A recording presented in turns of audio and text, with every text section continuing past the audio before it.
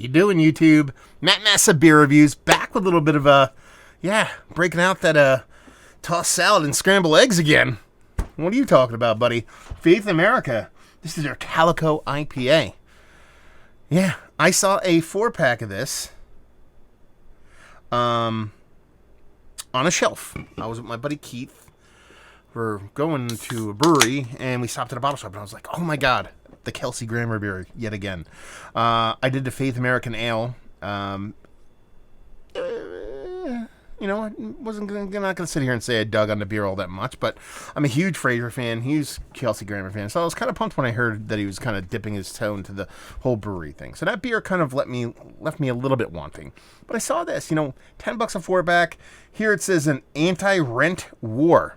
Okay. It says in early 1800s, farmers wore disguises in calico, a new material imported from India, in their fight to resist the corrupt system of rent for the land they worked. They called themselves the Calico Indians. With Calico Man IPA, Faith America salutes the spirit of the place enduring fight for freedom. Their place enduring fight for freedom. Because I can't read stuff well.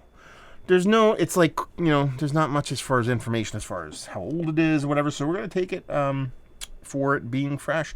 And it says here, brewed by Faith American Brew Company, LLC, Schenectady, New York.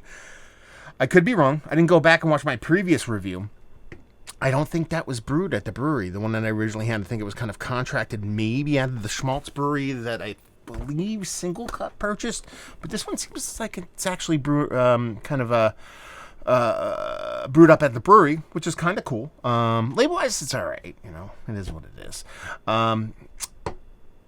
I live in New Jersey. I'm not a big beer festival guy, but they just had the Atlantic City Beer Fest, and they had a booth there, and Kelsey Grammer was pouring beers there, so I kind of wanted to go for that reason only, but I didn't because I'm lazy and COVID.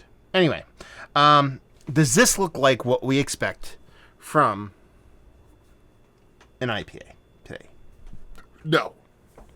Is it an IPA? Most likely. You get this kind of like autumn kind of look on the can there with the way the coloration comes off, so it kind of matches the can quite a bit. So from that sense, it kind of makes sense.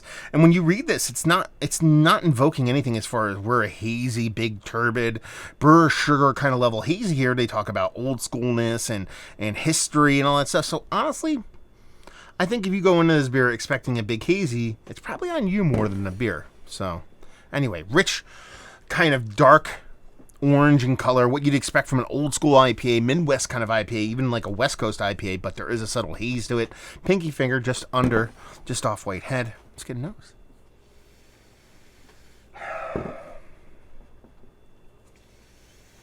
There's not much there. There's a maltiness there. There's a little bit of sweetness. There's a little bit of caramel there. There is a little bit of oxidation there. And there is a kind of herbally, slightly resinous pininess. Very slight to it. Done and done. So it's not this big, huge, vibrant nose to it, but it smells more like your old school kind of IPA. Old school. Even like pre-super West Coasty vibes. So we're just going to dive in. Cheers.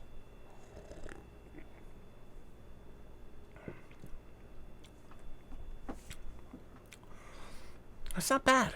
Honestly, if you take this for what it's worth, and you dive into this beer, it's not a negative beer. There's a nice fruitiness to it. There is citrus. There is this cool kind of almost like peach candy ring thing to it. There is a resinous to it. There is a bittering to it. It's very, very, very much old school IPA. Very much IPA like right before the boon of even like West Coast IPA. It's kind of like Anchor Steam kind of IPA, but cranked up to 11.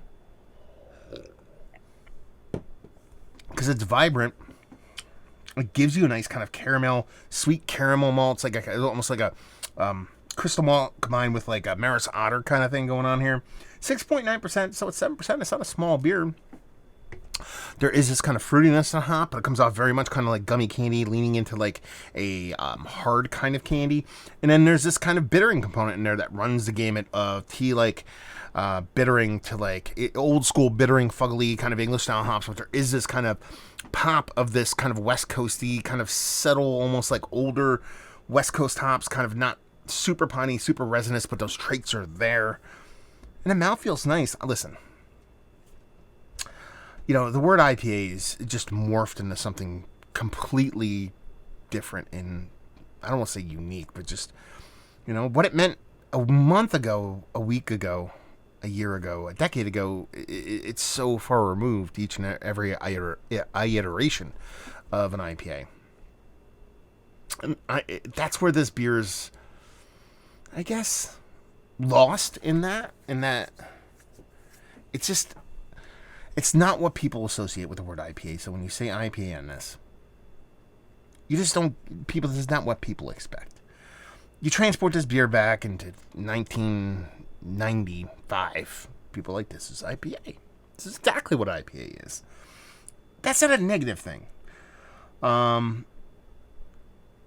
I would like them to call that out on here because it's almost like, okay, is an IPA. It certainly is an IPA. There's no way it's not an IPA, so I'm not going to sit here and say it's not. But since that has morphed, you almost have to go out of your way to, like, explain it. I expected this because of the kind of brewery it was, the kind of labeling, the Calico Man, kind of Auburn kind of highlights throughout the whole thing. I expected to be kind of an old school IPA. Now, there is a bit of oxidation to it, nothing too crazy. I don't think it's hindering the beer all that negatively. I don't think this beer is markedly different than what it is right now compared to what it was when it came off the rolling line. That's why I'm not canning line. That's why I don't have an issue with kind of what I'm saying about it. And honestly, it's not a bad made beer. It's not. It's much, much better than the other beer I had from them. It's just kind of lost in time, And I think some people really, really like it, You get somebody... I don't think it tastes like this, but it's giving me like the kind of the Midwest old school, like almost like Two-Hearted, Chill Wavy, like someone who drank those beers but kind of retreated back into the old school. This is the kind of beer they dig.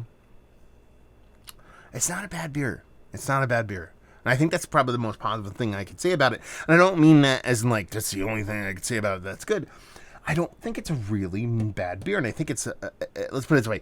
From having the first beer that I had from the brewery to this one, it's an elevation. It's a step forward, a step upward for the brewery.